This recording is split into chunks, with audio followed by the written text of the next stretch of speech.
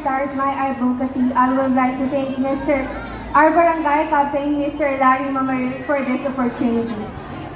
My stand is to raise awareness about rural communities by providing them tools, resources, and support. By stimulating sustainable development, eliminate inequalities, and build resilient community for the future. Rural communities are the foundation of our society, yet they confront several obstacles including restricted access of resources, economic opportunities, and infrastructures. However, by trusting in their inherent strength and potential, we can help this community to overcome challenges and grow as an individual.